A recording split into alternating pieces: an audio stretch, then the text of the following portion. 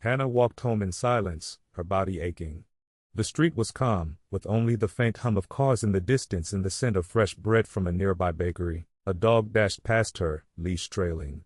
It was fast, wild-eyed, and clearly lost.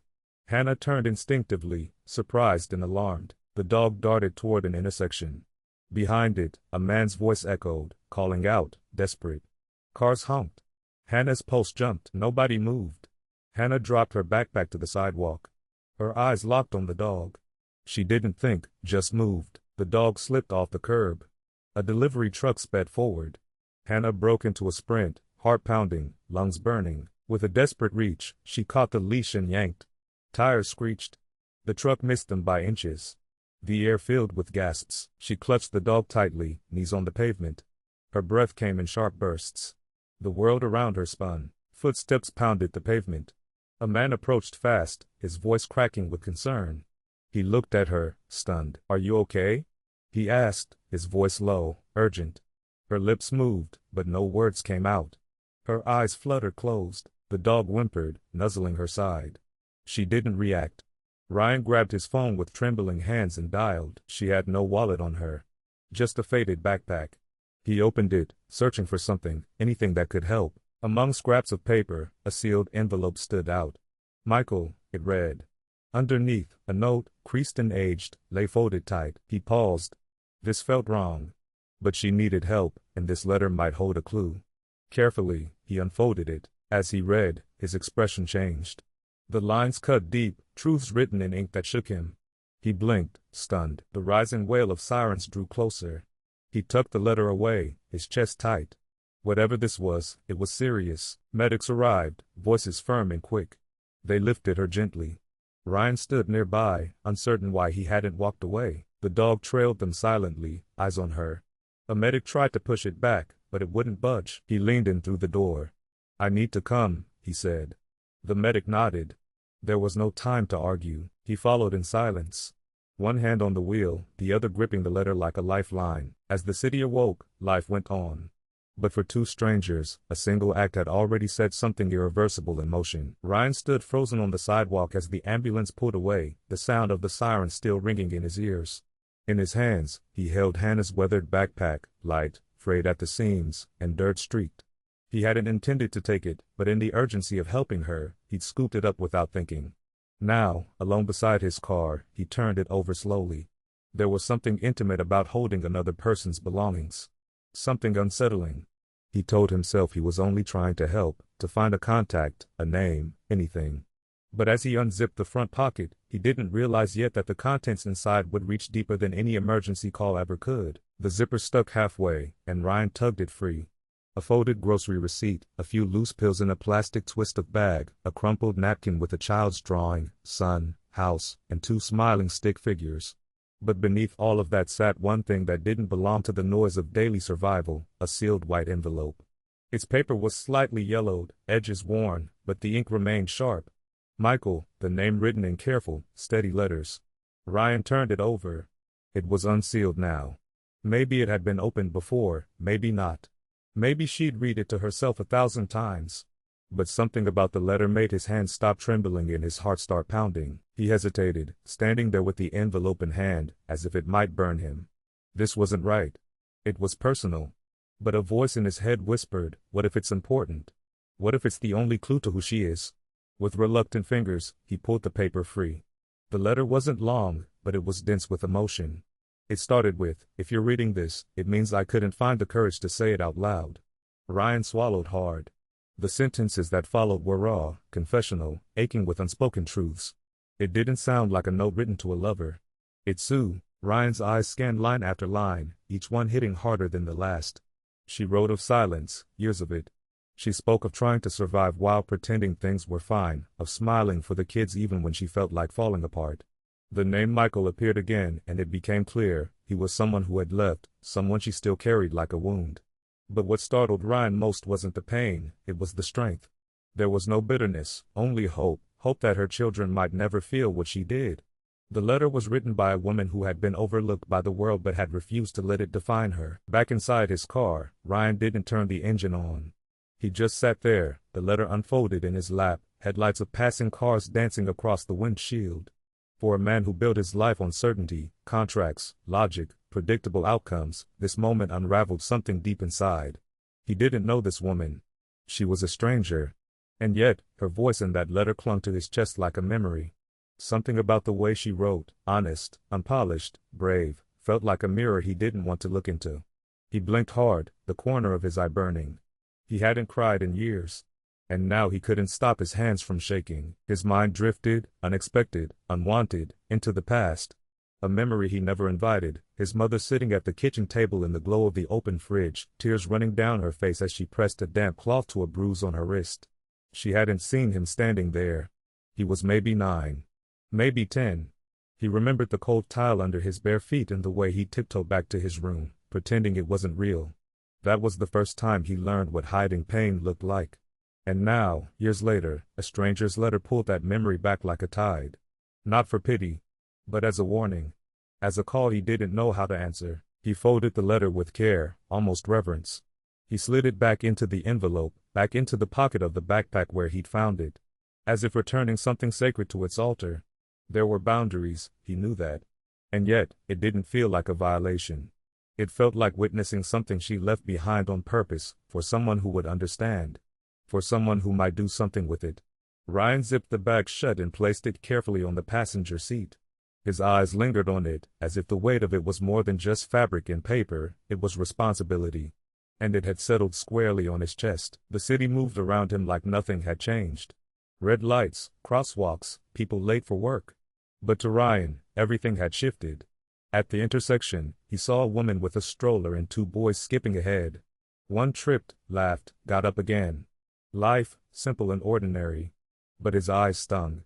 He realized he'd been holding his breath. The sight of children felt different now, like they were connected to something fragile, something he'd never protected before. For the first time in a long time, Ryan didn't feel powerful. He felt like a man standing at the edge of something real, something raw, and it terrified him. When he finally reached the hospital, he sat in the parking lot longer than he should have. The engine clicked as it cooled. The city buzzed outside the glass. He stared at the hospital entrance, unsure of what to do next. What could he possibly say to her? That he read her letter? That it broke something open in him? None of it sounded right. None of it felt enough. But he couldn't just drive away. Not now. Not after hearing her voice through those words. So he inhaled sharply, grabbed the backpack, and opened the door. His steps toward the entrance were slow, but steady. The hallway smelled of antiseptic and quiet dread. Nurses moved quickly, with purpose. Ryan stepped up to the desk, the backpack tucked under his arm. "I'm here for Hannah," he said, voice low. The nurse asked his relation. He hesitated. "A friend," he answered finally. It wasn't a lie, not anymore. She checked the room number and pointed. As he walked down the corridor, the letter echoed in his mind again and again. He wasn't sure what came next. But he knew this, walking away was no longer an option. The room was quiet except for the steady beep of the heart monitor and the distant murmur of hospital staff in the hallway. Hannah lay motionless beneath thin white sheets, her face pale and peaceful in a way that made Ryan's chest tighten. He stood in the doorway, not yet ready to step inside. The backpack hung from his shoulder, a weight far heavier than its contents. She didn't know he was there. She didn't know he'd read the letter. And yet, here he was, drawn in by words she never intended for him, staring at a woman who had risked everything for a creature she didn't know. Ryan felt unprepared, for what he'd read, and for how much it already changed him. He moved carefully, as if afraid to wake her or disturb something sacred. The chair creaked as he lowered himself beside the bed, his eyes scanning the machines, the fourth line, the faint flush on her cheeks. He wondered what kind of strength it took to live like she did. Not just to survive, but to do it silently. With no one watching. No one cheering. No safety net. The letter had spoken of Michael, yes, but also of sacrifice. Of keeping secrets not to deceive, but to protect. Protect her children from worry. From shame. From the truth.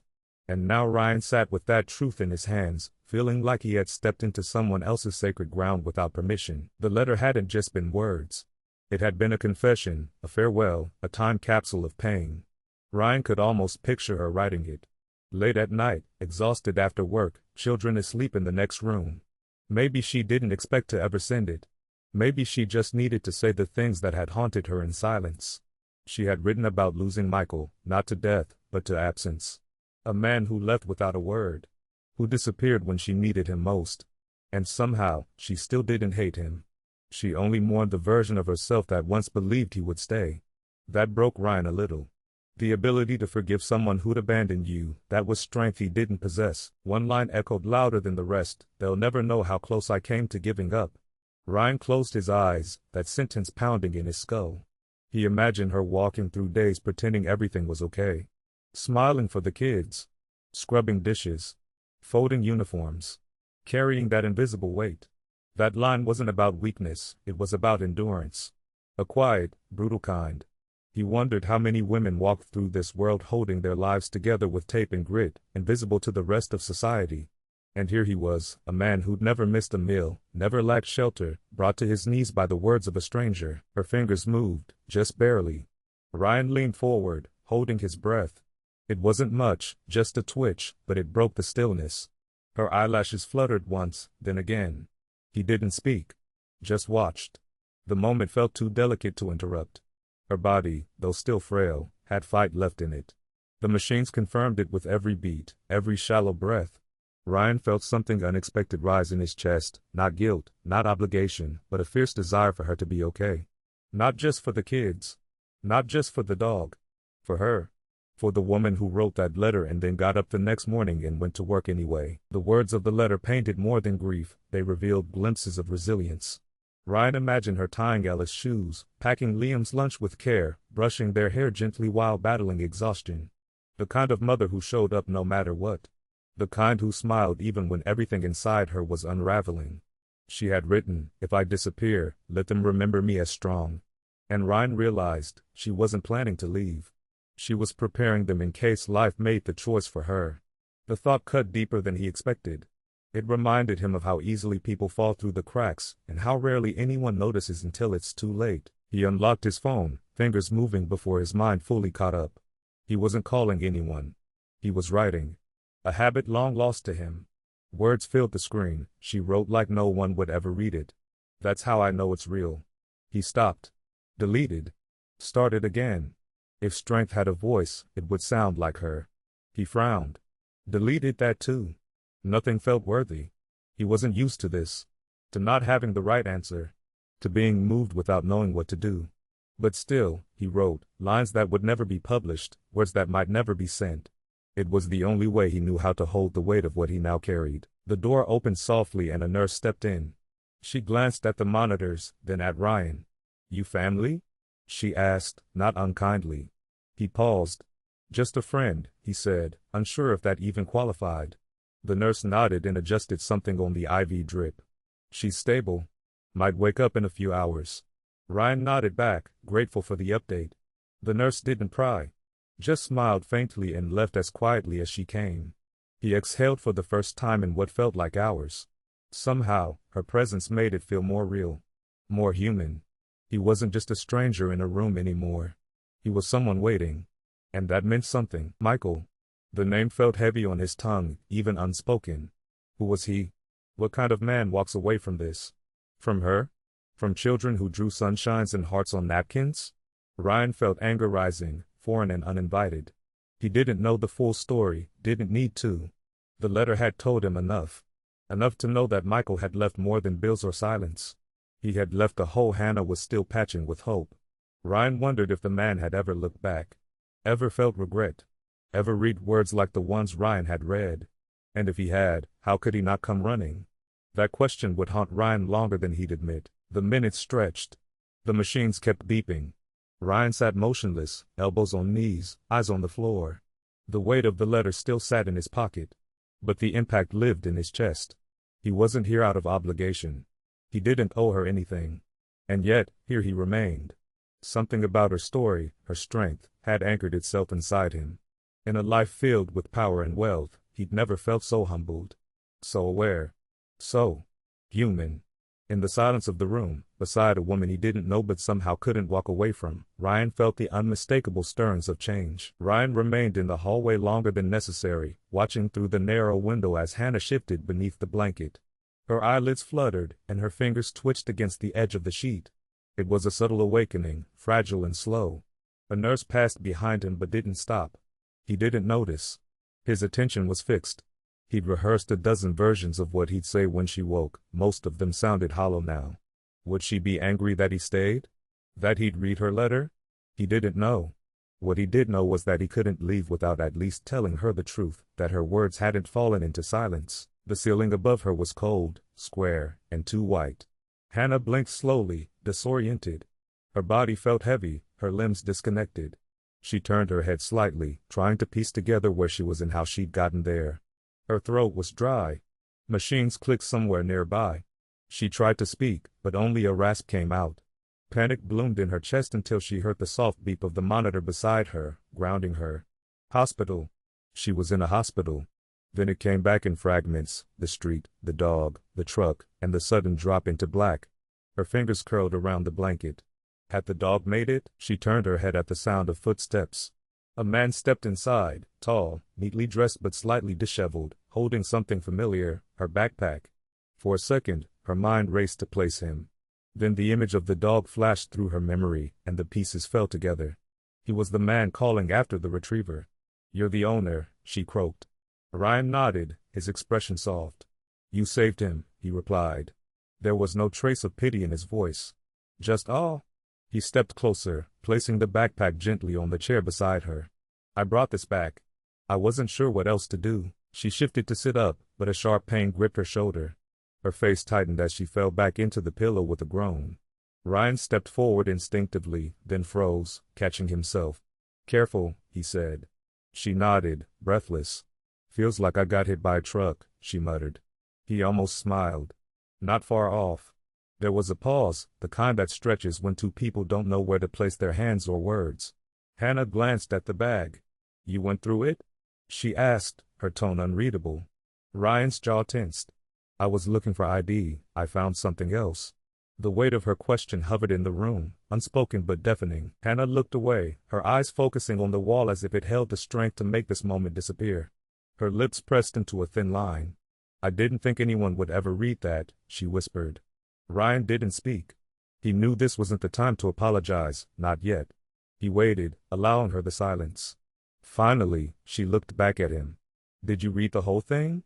He nodded once, solemn. "I did." She closed her eyes. It wasn't anger on her face, it was something else. Resignation. Vulnerability. A kind of quiet shame she never let anyone see. And now it had been seen. That terrified her more than the hospital lights or the bruises on her body. She remembered writing it. Late at night in the back of the diner, after wiping down the last table, when the silence finally allowed her thoughts to surface. The first version had been too angry. She tore it into pieces and stuffed it into the trash under the sink. The second was too sad, she couldn't let her kids find something like that. The third was the one she kept. Measured. Honest. Scary in its truth. She never meant to send it. Maybe just to carry it. Like a confession folded close to her chest. And now this stranger, this man with careful eyes, had seen it. All of it. She felt more exposed than if she'd been standing in the middle of the street. "I shouldn't have read it," Ryan began, his voice low, steady. "But I did. And it changed something in me." Hannah looked at him, startled by the honesty. Most people would have just called the ambulance and kept walking. He shook his head. "Most people didn't read what I did." He leaned forward slightly, elbows on his knees. "I don't know you, Hannah. But your words. They stayed with me. Not just the pain. The way you still believe in something better, even when everything's against you." She stared at him, unsure of what to say. No one had ever looked at her like that, not with pity, but with recognition. The door creaked open, and in came a woman Hannah recognized from the diner, Mrs. Keller, the night shift cook. She held Liam's hand in one, Ella's in the other. Both children looked wide-eyed, scanning the room until they saw their mother. "Mom," Liam cried out, rushing forward. Hannah's arms opened instinctively, and though her shoulder ached, she pulled him close. Ella climbed into the bed carefully, hugging her side. Hannah kissed both their foreheads, holding back tears. "I'm okay," she whispered. "Just sore." Ryan stepped back quietly, letting the family have their moment. It was the first time he saw her as more than just brave, she was their entire world. Liam leaned in and whispered, "Who's that man?" Hannah smiled faintly and whispered back, "He helped us." Liam nodded solemnly, then turned toward Ryan. Thanks for helping my mom, he said in a small voice, not shy but sincere. Ryan knelt down to eye level. She helped me too, he replied. Ella peeked over Hannah's arm, her big eyes watching the exchange silently. Ryan offered her a gentle smile, not expecting anything in return. She didn't smile back, but she didn't look away either. That was enough. Hannah watched the scene with a lump in her throat. No one had ever stepped into her life this way, without expectation, without strings. The room felt warmer now, filled with soft voices and small movements. Liam chatted about school lunch pizza. Ella curled beside Hannah, half asleep. Ryan stood near the window, hands in his pockets, watching the city come alive outside. He didn't know what came next. He hadn't planned beyond returning the backpack. But something rooted him here. Something unspoken. He glanced back at the bed, at the woman who'd unknowingly torn open his carefully walled world. She didn't ask him to stay. But she hadn't asked him to leave either. And so, for now, he didn't. The diner sat quietly at the corner of a narrow street, barely noticeable between a pawn shop and a faded laundromat. Ryan sat in his car, engine off, watching through the rain-slicked windshield. Inside, Hannah moved from table to table, wiping down surfaces with slow, methodical movements. Her shoulder was stiff, but she didn't pause. She didn't look around. She worked like someone who had no space for distraction. No margin for error. Ryan didn't know what he was doing there, only that after seeing her hospital room, her children's eyes, and that letter, he couldn't just walk away. He needed to understand the world she came from. A police officer entered the diner and Hannah greeted him with a practiced smile. Not warm, not cold, neutral. She poured coffee, nodded at his stories, kept her posture upright. But Ryan could tell, her eyes scanned constantly, alert to the sound of timers, dishes, or raised voices. This wasn't just a job. It was a performance. One she perfected through necessity. Every smile was armor. Every movement calculated to avoid drawing attention. He'd met executives who commanded boardrooms with less control. Hannah lived her entire day on the edge of collapse, and still made it look effortless. He stepped out of the car and strode past the diner slowly, hands in pockets, gaze unfocused enough not to alarm anyone. But he noticed everything. The cracked tiles outside the door. The second-hand neon sign flickering above the window. The rusting vent above the kitchen spewing faint steam. Inside, Hannah now stood behind the register, speaking quietly to a teenage girl who couldn't have been more than 16. Probably a coworker. Probably someone who looked up to her. Ryan continued walking. He didn't want to be seen. He wanted to see. Hours passed. Ryan returned just before dusk, parking farther down the block this time. The diner had emptied out, lights dimmed, chairs flipped on tables. Through the alley beside it, a side door opened. Hannah stepped out, jacket zipped to her chin, a small brown paper bag in hand. Her steps were slow, cautious. She looked both ways before walking, like someone who'd learned not to trust the quiet. He followed her from a distance, not out of invasion, but to understand. To see what no resume or transcript could ever say, how someone survived when the world stopped caring. She crossed 2 streets and stopped at a brick structure that looked like a storage shed. But as she pulled keys from her coat and unlocked the door, Ryan realized it was her home. Or at least, where she stayed. A tiny studio apartment, probably converted illegally behind the diner. She paused before entering, glancing over her shoulder, unaware he was watching. Then she stepped inside. The door closed behind her with a soft click. Ryan stood across the street, heart heavy. She lived steps from her job. From noise. From strangers. And yet, it seemed she had never been more alone. The walk back to his car felt longer than it was. Ryan's shoes echoed softly on the sidewalk, but his thoughts drowned out every sound. He'd seen poverty before. On papers. In spreadsheets. As problems to solve from a distance. But this wasn't theory. It was a woman sleeping beside a kitchen stove because the apartment didn't have proper heat. It was a life balanced between dignity and despair, held together with second shifts and handwritten notes she never expected anyone to read. He sat behind the wheel, gripped the steering wheel, and stared at his own reflection in the rear-view mirror, uncertain of who he'd become. In Ryan's mind, her letter replayed again, phrases looping like a chorus. They deserve to think their mother is strong. He pictured her in that tiny room, sewing up a rip in Liam's shirt under the light of a lamp that buzzed softly overhead. Exhausted. Hungry, maybe. But steady. She wasn't chasing dreams, she was protecting lives. One meal, one bedtime story, one bus token at a time. Ryan tried to remember the last time he had done something difficult without recognition, without reward. He couldn't. And that shamed him. Back at his apartment, Ryan sat at his desk and opened his laptop. Old instincts kicked in: research, data, control. He searched public records. There were no arrests, no lawsuits, no debts, no complaints.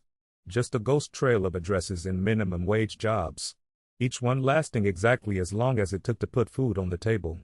It wasn't failure, it was adaptation. Hannah had stayed below every radar. And in doing so, the world had failed to see her at all. She hadn't asked for help, hadn't shouted. She had endured. And suddenly, Ryan realized he didn't want to fix her. He wanted to understand her. The glow of the screen faded as Ryan closed the laptop. He looked around. Glass furniture, bare walls, stainless steel appliances, everything immaculate and cold. He crossed to a drawer, one he hadn't opened in years, and pulled out an old photo. His mother, smiling despite the shadows under her eyes. He remembered how she used to hum while washing dishes, how she hid her stress behind soft words and warm dinners. Hannah reminded him of that same strength. Not the kind that screams, the kind that stays. Suddenly, his wealth felt smaller than ever, as if all his success had come at the cost of forgetting what mattered. The city stretched below him in glittering rows of windows and traffic, but Ryan wasn't looking at it. He stood on the balcony, arms crossed, letter in his pocket, thoughts miles away. He felt different now, not broken, but cracked open. Seeing Hannah's world hadn't given him answers. It had given him clarity. She didn't need rescue. She needed someone to not look away. And maybe, for the first time, he could be that someone. A choice was forming in his chest, not out of charity, not guilt, but a quiet conviction. If people like Hannah could fight this hard to survive, the least he could do was meet them halfway. The city outside was quiet now, the kind of stillness that only arrived long after midnight. Ryan sat in his sleek, high-rise office, lights dimmed, the skyline spread like a painting behind him. The letter lay unfolded on his desk, next to a half-empty glass of whiskey he hadn't touched in over an hour. His fingers traced the edge of the paper, the words etched into his mind. He'd read them 10 times, maybe more, but they kept hitting differently each time. He was a man who made decisions fast: investments, contracts, deals. But this was different. It was the first time in years he felt uncertain about who he was, or what exactly he was supposed to do next. Memory isn't always loud. Sometimes it creeps in through the quiet. Ryan blinked, and suddenly he was 17 again, standing in a narrow hallway with peeling paint, listening through a wall no thicker than cardboard. His mother's muffled crying bled into the silence, and he had stood there frozen, holding a report card he'd hoped would make her smile. He never gave it to her. That night, he learned how to wear masks, smiles that didn't reach his eyes, confidence that wasn't rooted in anything real. He built walls out of ambition, not knowing that one day, a woman's quiet letter would tear straight through them. Searching for something, he didn't know what, Ryan pulled open a desk drawer and began rummaging through old files. Insurance statements, lease agreements, empty notebooks. Then, tucked between tax folders, he saw it, an envelope. Cream-colored, worn at the edges. His name written in his mother's handwriting. He stared at it. He didn't remember ever receiving it. Or maybe he had and just couldn't open it back then. His hands trembled slightly as he peeled the flap open, heart pounding. The letter inside was short, tender. It spoke of pride, of regret she never said out loud. And just like that, Ryan felt 17 again. Small. Unfinished. The day he graduated, she cried. Not loudly, not publicly. Just a handkerchief pressed to the corner of her eye, a soft sniffle as she hugged him too tightly in front of the camera. He had pulled away quickly, embarrassed. Too eager to move forward. To escape the weight of her sacrifices. Now, sitting in his office years later, he hated that moment. Not because of her emotion, but because of his lack of it. He'd mistaken detachment for strength, silence for maturity. And now, with Hannah's words haunting him and his mother's letter pressed to his heart, he wished he could go back. Just for a minute. Just to say thank you and mean it. He turned slowly in his chair, eyes scanning the shelves he once took pride in. Awards lined the wall: Entrepreneur of the Year, Investor Recognition, magazine covers. And yet, none of it stirred anything in him anymore. It all felt like paper armor, impressive from a distance, meaningless up close. What had he built? A career? Yes. A legacy? Perhaps. But for whom? He thought of Hannah's children.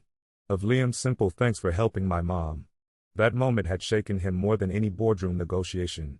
He had money, but they had purpose. And for the first time, he felt deeply envious of that. The phone in his hand felt heavier than it should. He scrolled through contacts and stopped at one name he hadn't touched in 4 years, Rachel. His sister. They hadn't spoken since their mother's funeral. Too much pride, too many old wounds. But something inside him whispered, now. He pressed call. It rang twice. Then a voice, hesitant. Hello? He swallowed. It's me. Silence. Then a sigh. Wow. Okay. More silence. Is everything all right? He could have said yes. Instead, he said, I think I need to talk to someone who remembers what she was like. I forgot things I shouldn't have forgotten. And Rachel, after a pause, said softly, I've been waiting to hear that. They talked for an hour.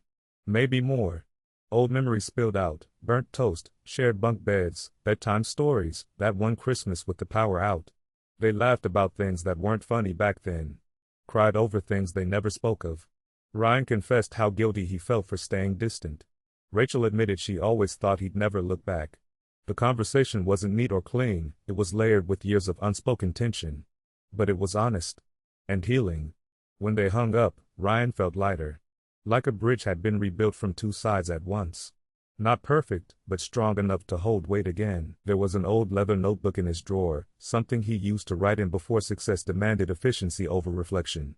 He opened it to a blank page and wrote, They'll never know how close I came to giving up. The line stared back at him, pulsing with truth. He added underneath, I know that feeling. I buried it too. He kept writing. Not about finances, not goals. Just memories. Questions. Words that didn't need polish. He wrote until his hand cramped. Until the page felt like a mirror. Until he no longer felt like a stranger in his own story. He returned to her letter, holding it like a relic. This time, he read it slowly, pausing after each paragraph. He no longer felt like an intruder. He felt like a witness. To pain. To hope. To someone else's endurance. The letter wasn't a cry for help, it was a map of survival. She had written about Michael, yes, but more about what she wanted her children to remember, not what she endured, but how she loved. That reframing struck him. She had found a way to turn pain into meaning. And now, maybe, he could try to do the same. The sky shifted from black to blue, soft gold streaking the horizon. Ryan stood on his balcony, hands in his pockets, the cold air waking him fully. The city was waking too, windows lighting up, traffic humming back to life. But something was different this morning. He wasn't preparing for meetings. He wasn't calculating profit margins. He was thinking of Hannah's face, of Liam's small voice, of the photo of his mother he placed on his desk. Today, he wouldn't chase numbers. He would follow something quieter. Something harder. He didn't know what it would look like, but he knew where to start. The park was modest, tucked between apartment buildings and quiet streets, with a swing set that creaked and a sandbox edged in cracked bricks. Ryan stood near a bench, leash in hand, the golden retriever wagging its tail calmly beside him. The sun warmed the pavement, and children's laughter floated in the air like a soundtrack from a different life. He checked his watch again, though he wasn't in a rush. He didn't know if she'd come. He'd only sent a short message through a contact at the diner, I'll be at the park with him if you feel like stopping by. No pressure. No expectations. Just a space he hoped she'd feel safe entering. He saw them from a distance first, Hannah walking slowly, her posture more upright than before, a hand on each of her children's shoulders. Liam spotted the dog and immediately tugged forward. Ella stayed close to her mother, her small eyes scanning the park before settling on Ryan. He gave a small wave, stepping aside to let the dog run a few paces forward. Liam beamed, kneeling to pet the dog with unfiltered joy. Hannah approached with measured steps, her eyes on Ryan, searching for signs of judgment, of pity. She found none. Just quiet gratitude. He missed you, Ryan said, nodding to the dog. We all did, he almost added, but didn't. Liam dashed across the grass, tossing a stick, the dog racing after it with enthusiasm that drew smiles from nearby families. Ella sat beside Hannah, her legs tucked beneath her, eyes wide and curious. Ryan sat a few feet away, the silence between them filled with the sounds of play and breeze.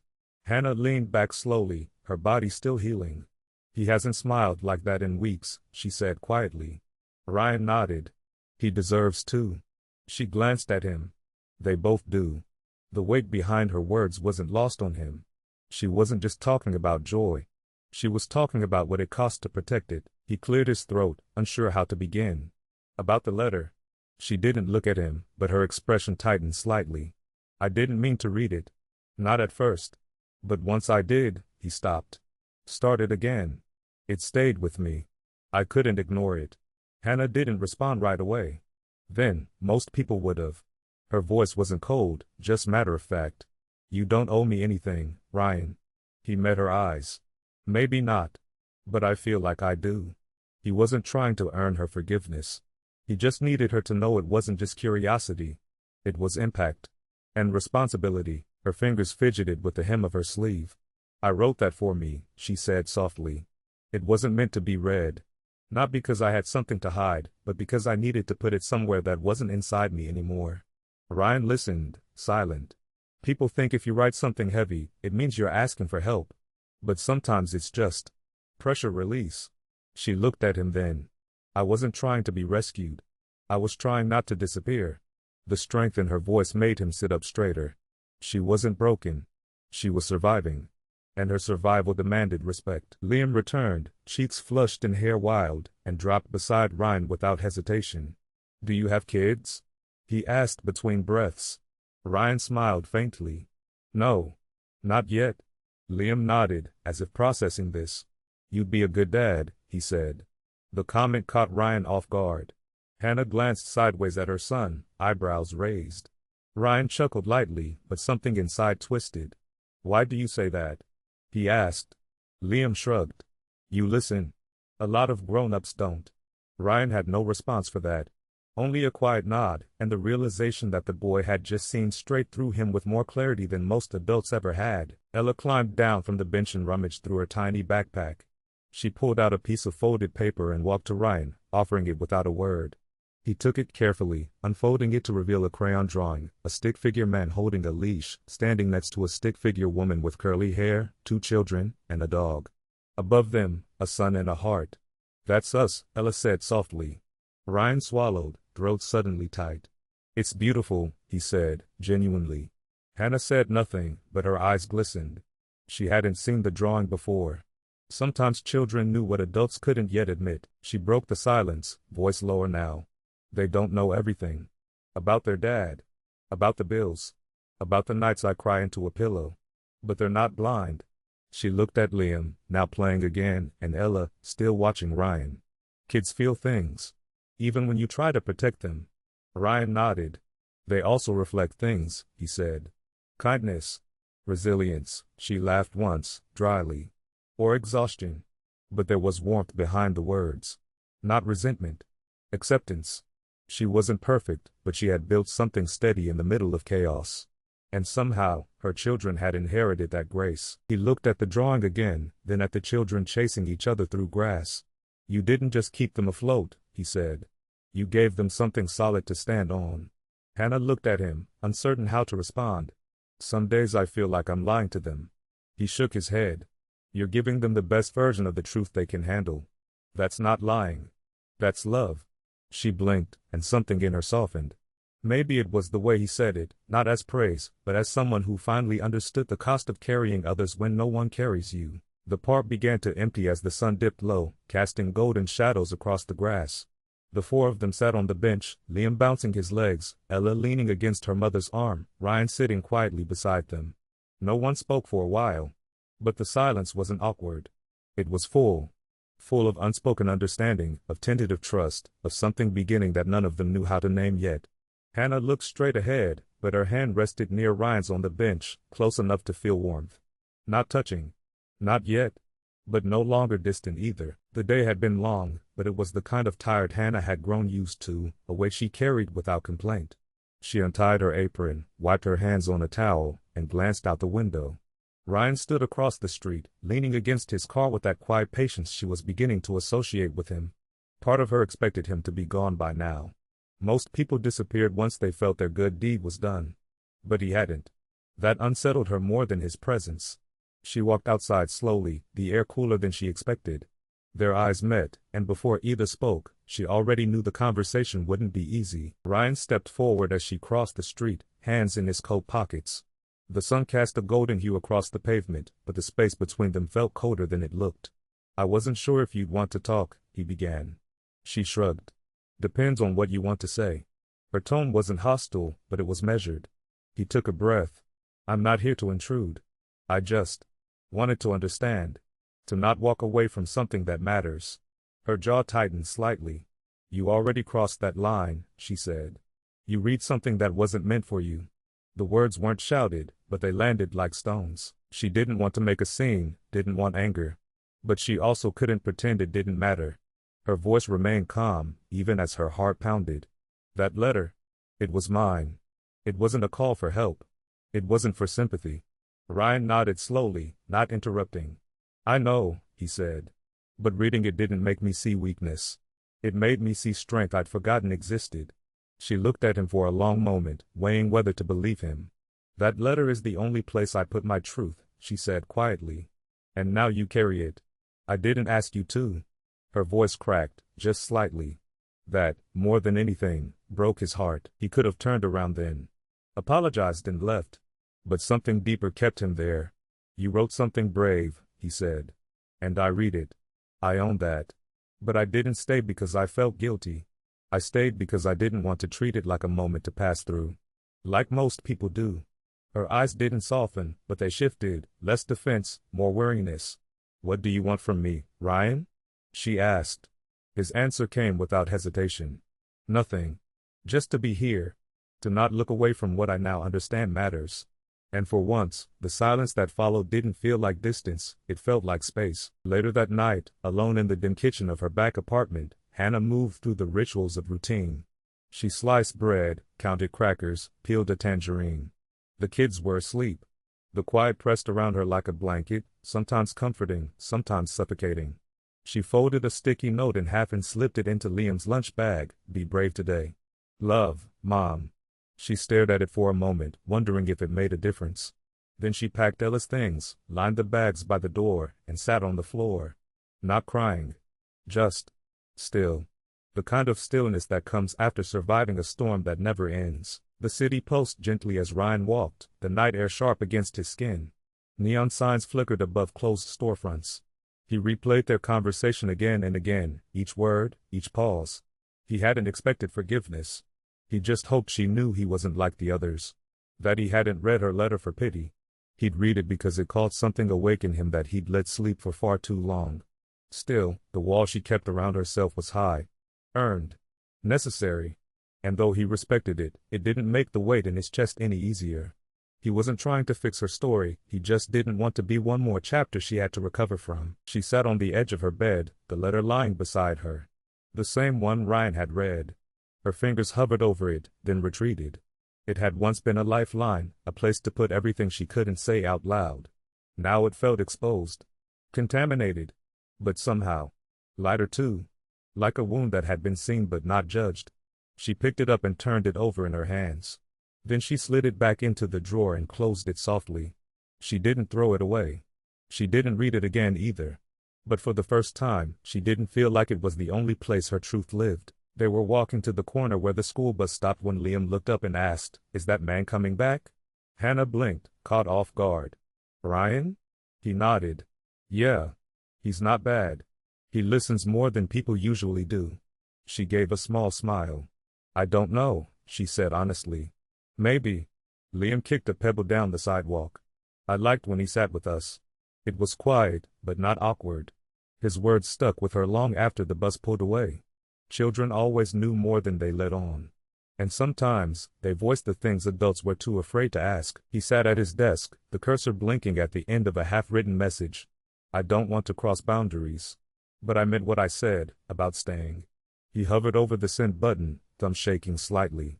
Then he pressed save and closed the screen. Maybe it wasn't time. Maybe her silence wasn't rejection, just breath. Ryan leaned back, staring at the ceiling, wondering when he had become someone who measured his words so carefully. But maybe that was growth.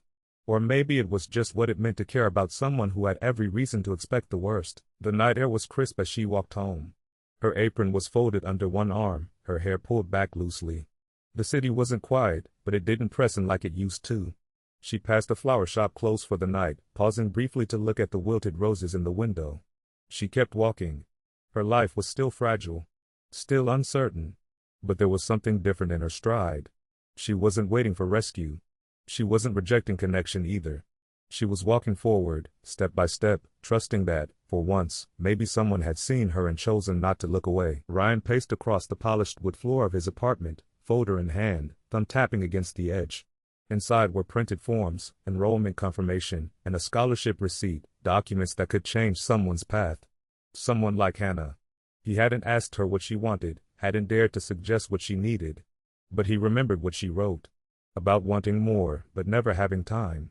About being capable of more, but never being seen. It wasn't charity. It was a door, quietly unlocked and left slightly open. He hoped she'd see it that way. And even if she didn't, it was worth doing. For her. For the version of herself she thought no one noticed. He sat at the kitchen counter, pen in hand, and began writing.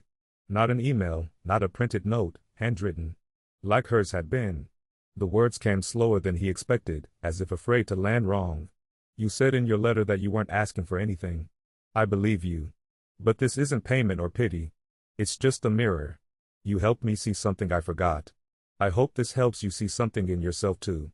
He paused, reread it, then folded the paper neatly and placed it inside the folder. No signature. No expectation. Just a gesture left open, like a hand extended without a grip. The hallway was dim when she reached her apartment.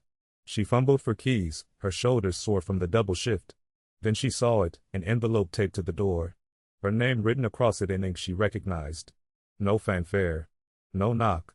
Just waiting for her. Her first instinct was suspicion.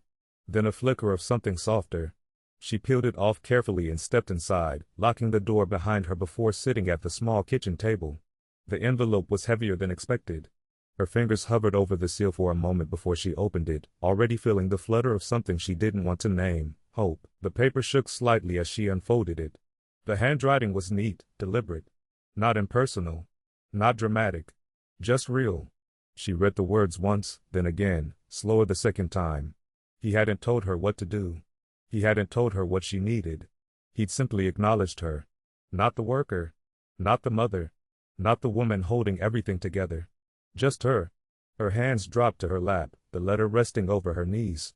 She blinked, not quite crying, but no longer composed. Someone had seen her. Not through pity or projection, but with clarity. That was the rarest kind of gift. She reached into the envelope again and found a stack of papers, an application form, already processed. A letter of admission. A paid receipt. The course was simple, a certification in medical administration. Something she had once dreamed of doing years ago, before bills, before Liam's asthma, before everything. Her fingers trembled as she flipped through the packet. It was legitimate. Real. The kind of thing she had stopped allowing herself to think about. For a moment, she sat in silence, gripping the pages. Then she exhaled slowly and whispered to the empty room, why would he do this? She was 17 again, walking through a college campus with a borrowed backpack and second-hand sneakers. The tour guide pointed at buildings she could barely imagine herself inside. She had smiled back then, bright and certain that she'd make it. That the world would open for her like a storybook. But then came the layoffs. The pregnancy. Michael's disappearing act. Dreams shifted from degrees to diapers, from textbooks to grocery budgets. She hadn't resented her life, but she'd filed that version of herself away. Now, sitting in her kitchen, those pages brought that girl back into focus. Maybe not too late. Maybe just in time. She stood and walked to the closet. From the top shelf, she pulled down an old shoebox, the one that held her children's first drawings, a faded hospital bracelet, and a pressed flower from her mother's funeral. She added the folder carefully, layering it like it belonged there all along. A symbol not just of what someone had given her, but of what she might still choose. She sat back down, feeling both heavier and lighter. He hadn't asked anything of her. He'd simply offered a different mirror. One that didn't reflect the tiredness or the worry, but the possibility she thought she had buried for good. Soft footsteps padded across the floor. Ella appeared in the doorway, rubbing her eyes with the back of her hand. I had a weird dream, she mumbled. Hannah opened her arms, and the girl crawled into her lap. She kissed the top of her daughter's head, inhaling the familiar scent of sleep and warmth. Was it scary? She asked. Ella shook her head. No. Just different. Hannah smiled faintly. Different doesn't always mean bad. She wrapped her arms tighter around her daughter. In that moment, surrounded by silence and the echo of possibility, Hannah allowed herself to believe that maybe, just maybe, that was true. The letter still lay on the kitchen table, folded neatly, edges slightly curled. Hannah looked at it for a long time before standing. She reached for the light switch but hesitated. Then she walked back, touched the paper lightly with her fingertips, and whispered, "Thank you." It wasn't for what he gave her. It was for the way he didn't try to define her. For the space he gave without pushing. She turned off the light and the room faded to shadows. But inside her, something had shifted. Not everything. Not overnight. But enough. Enough to face tomorrow with a different kind of strength. He didn't expect a response. He hadn't left his number. But that wasn't the point. Ryan walked slowly down the sidewalk, hands in his coat pockets, the golden retriever trotting gently beside him. The night was calm, just cool enough to wake the senses. A street lamp flickered overhead as he passed beneath it. He didn't look back. He didn't need to. There was a quiet in his chest that hadn't been there before. A peace born not of resolution, but of alignment. He had done something good, not loud, not headline-worthy. Just good. And for once, that was enough. The cemetery was nearly empty, save for the breeze rustling through rows of headstones and the occasional cry of a distant crow. Ryan walked with slow, deliberate steps, the folded letter in his coat pocket brushing against his chest. It wasn't the one Hannah had written, it was one he had written last night, to someone who could no longer answer. His father's grave was just ahead, the granite stone simple and clean, untouched by flowers. Ryan stopped in front of it, his breath visible in the cold air. He hadn't been here in years. Not since the funeral. Not since the anger faded into numbness. But now, with Hannah's words still echoing in his soul, he finally had something to say. He crouched slowly, knees pressing into damp soil, the silence around him so complete it felt sacred. He reached into his pocket and pulled out the letter, placing it gently against the base of the stone. "I don't know why I'm here," he said aloud, his voice low, rough. "But I guess I needed to say this." The wind tugged at his coat as he looked at the name carved into the granite. "You were hard. Cold, even. I used to think that was strength." He paused, blinking back something sharp. "But I met someone. And she showed me what strength really looks like. It's not loud. It's not control. It's surviving when no one's watching." He remembered the hallway, the long, carpeted corridor of their house where he'd sit as a boy, waiting for the door to open. His father's voice, always on the phone, barking orders, shouting at employees, never noticing the small child just feet away. Ryan used to imagine that one day, his dad would hang up and say something kind. Ask how school was. Offer advice. That day never came. And over time, Ryan stopped waiting. He learned to be efficient, to mask disappointment, to call it ambition. But now, kneeling at the grave, he saw clearly, he hadn't succeeded because of his father, he had survived in spite of him. He stared at the stone, the lines of the name sharp and unchanging. "You taught me how to win," he said softly. "You taught me how to shut people out, how to control outcomes. But you never taught me how to care." He exhaled slowly, the breath leaving a cloud in the air. "Maybe that wasn't your job. Or maybe you just didn't know how." He stood, brushing dirt from his hands. "But I'm trying now. I'm learning. From a woman who's had every reason to give up, but doesn't." He looked down one more time. "I don't forgive everything. But I forgive enough to move forward." The gravel crunched beneath his shoes as he walked away, hands back in his pockets. He didn't glance over his shoulder. He didn't need to. What needed to be said had been said. The cemetery faded behind him like fog lifting from a landscape, revealing a road he hadn't noticed before. It wasn't closure he felt, it was clarity. And that, he realized, was enough. The past had shaped him, yes. But it didn't have to define him. He reached his car, opened the door, and paused. For the first time in a long while, the silence didn't feel hollow. It felt earned. The apartment lights were dimmed, the city beyond his window glowing softly. Ryan sat at his desk with his laptop open, fingers hovering over the keyboard. A blank form stared back at him, nonprofit foundation application. He thought about it for days now. A fund. Modest at first. Focused on education and opportunity for women in transition. Inspired by one woman in particular. He didn't name it after himself. Didn't name it after his father either. He typed slowly, the Second Light Foundation. A reference only he and Hannah would understand. He smiled faintly and hit save. It came to him suddenly, his mother's voice, reading aloud in the dim living room, a borrowed library book balanced on her lap. Once upon a time, she'd begin, no matter the story. He had clung to those words like lifelines. They were more than stories. They were reminders that beginnings could happen again. That darkness could be temporary. He remembered how her voice would catch when the stories got sad, how she never skipped the hard parts. She had taught him more in those quiet evenings than any school ever had. And now, he understood the power of that hope, passed from one woman to another without ever meeting. He reached for a pen and a fresh sheet of paper. No laptop. No email. Just ink. You reminded me of what matters. You reminded me of the kind of man I once wanted to be. You didn't ask for anything, but gave more than you know. This isn't about repayment. It's about continuation. He folded the note, placed it in an envelope, and sealed it. No return address. No name. Just her first name written on the front in clean, steady letters. He didn't know when he'd deliver it, or if he even should. But it felt right to put the words somewhere outside himself. The night wind was cool, brushing against his collar as he sat outside, a blanket draped over his shoulders. Below him, the city pulsed with quiet life, windows glowing, cars passing, the occasional siren in the distance. He sipped from a mug of tea, the heat calming his hands. For the first time in years, he didn't feel above it all. He felt inside it. Part of the rhythm. Part of something greater than himself. There was no triumph in this moment. No conclusion. But he was okay with that. Some changes didn't come with fanfare. They came in silence, and stayed. Morning light poured through the windows as Ryan adjusted the frame on the wall. It was the photo he'd found of his mother, young, radiant, mid-laugh, holding a dish towel in one hand and gesturing at the camera with the other. He'd had it cleaned, reframed, and mounted above his bookshelf. A quiet monument. A reminder. He stepped back and looked at it for a long moment. "I remember now," he whispered. Not just her face, but her presence. Her values. What she endured. What she gave. And in that stillness, Ryan smiled, not because the past was fixed, but because the future, at last, felt open. The courtyard buzzed with quiet energy, students walking, professors sipping coffee, the smell of early spring in the air. Hannah sat alone on a bench, a canvas bag resting between her ankles, filled with a used laptop and 2 borrowed textbooks.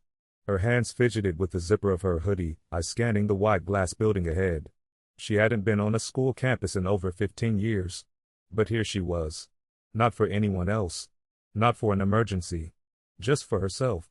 She wasn't sure what kind of student she'd be. She just knew she had shown up. And sometimes, that was the biggest battle. She remembered the countless nights sitting at their wobbly table, a pencil in one hand, Liam's workbook in the other. He'd ask questions she wasn't sure how to answer, and after he went to bed, she'd stay up reading the next chapter so she could explain it the next day. She'd always pretended it was easy. But now, surrounded by bulletin boards and backpacks, she smiled at the memory.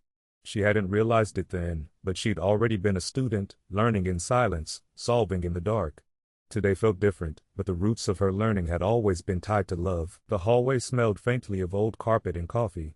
Her shoes squeaked slightly against the floor as she checked the number again, room 206.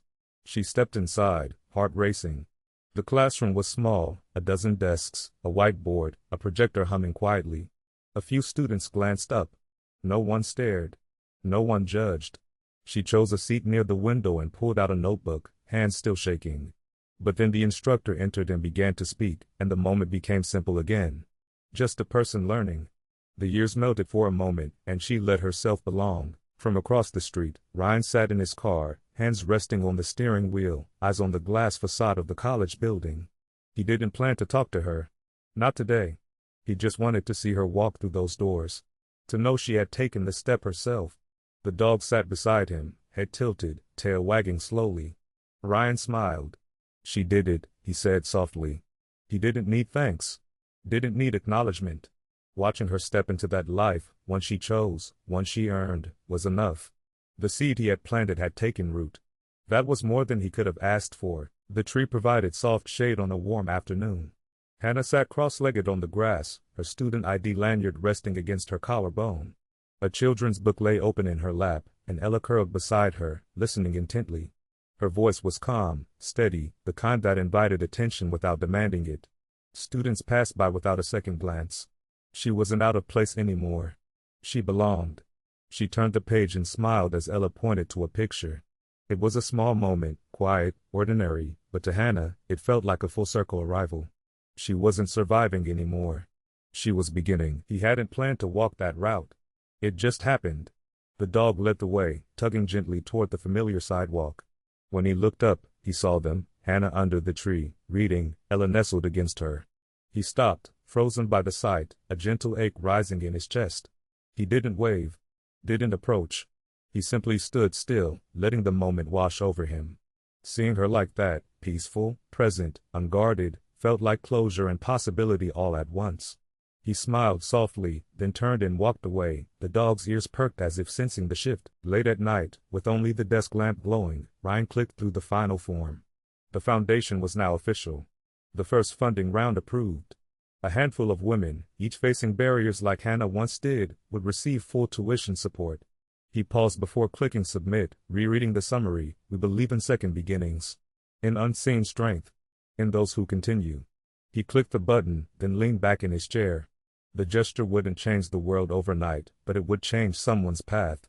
And maybe that was what mattered most. The envelope arrived on a Thursday. Plain white. No return address, just her name written in crisp letters. She opened it carefully and read the simple message, "We're proud to walk beside you. Your story matters." There was no signature. But she didn't need one. She folded the letter, smiled faintly, and tucked it into the same shoebox where she kept the first one. Her life wasn't defined by handouts or rescues, but by quiet bridges people chose to build when she didn't expect them. And those bridges, over time, had brought her here. The morning sun painted gold across the sidewalk as Hannah walked with purpose, a stack of textbooks tucked under one arm and Ella's small hand in her other. Liam ran ahead, his backpack bouncing. The street buzzed with life, but she no longer felt invisible within it. She existed in full now, woman, mother, student, survivor. The bus pulled up, and she stepped on board with her kids, her presence quiet but grounded. She wasn't who she had been. She wasn't yet who she would become. But for the first time, she wasn't afraid to look forward. Ryan leaned casually against a lamppost across the street, hands in his pockets, dog leash loose in one hand. He watched them board the bus, Hannah, Liam, and Ella, moving together with a rhythm that looked like peace. He didn't wave. Didn't speak. He didn't need to. This was her story now. Her chapter. His role had never been to lead it, only to remind her, briefly, that she was never invisible. The bus pulled away, and he turned, walking the opposite direction. The camera lingered a moment longer on the empty sidewalk before fading out, quiet, warm, complete. Life didn't pause. The bus rolled on, the city moved, and people hurried past without ever knowing what it took for someone to simply keep going. But maybe that's where the real stories live, in quiet victories, in second chances, in strength no one sees. If this story spoke to you, leave a comment. We'd love to know what stayed with you. Share it with someone who needs to be reminded they're not alone. And if you want to hear more stories that matter, subscribe. We're just getting started.